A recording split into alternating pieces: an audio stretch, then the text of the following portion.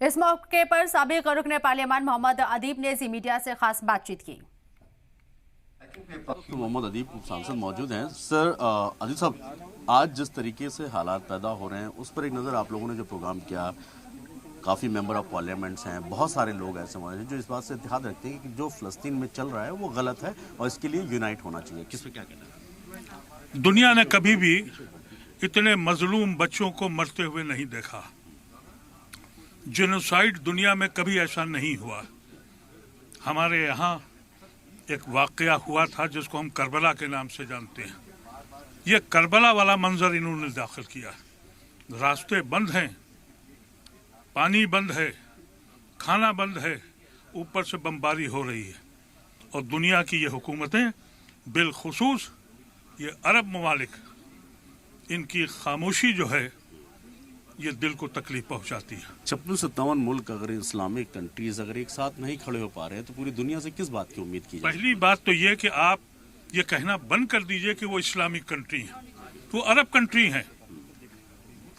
अगर Islamic country होते तो हुक्म है कि जालिम के हाथ रोको, मजलूम को पकड़ो, मदद करो। ये किया उन्होंने? अगर नहीं किया है तो वो इस्लामिक काम नहीं कर रहे हैं। वो काम कर रहे हैं, वो ताजिर लोग हैं, वो तिजारत करते हैं।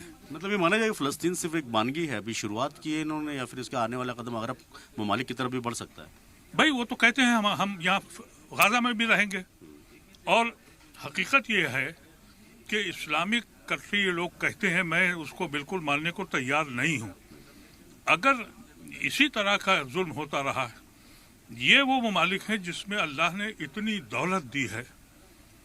आपने सुना कि इन्होंने कोई यूनिवर्सिटी ऐसी बनाई, कोई रिसर्च सेंटर बनाए, ये टावर बनाते हैं, ये बड़ी बड़ी बिल्डिंगें बनाते हैं, ऐश की दुनिया में रहते हैं। दुनिया में जो कौमों को अल्लाह जिसको नवाजता है वो अपने मुस्तकबिल के बच्चों के लिए कोई काम नहीं करता।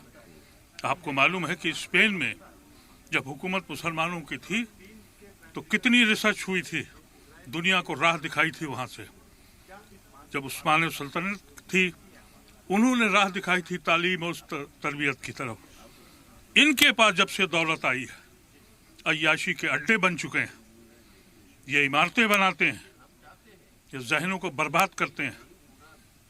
और इसी में वो मुल्क जो तबाह हो रहे हैं वो बेबसी और बेकसी के आलम में। इतनी दौलत होने के बाद भी सऊदी अरेबिया के पास चटाई जो आती है वो भी बाहर से आती है, चाइना से। जो वहाँ माइक लगे हुए हैं वो भी अमेरिका से आते हैं। ये तरक्की है या जवाल है? ये वो सवाल है जिसको मुसलमानों को सोचना चाहिए।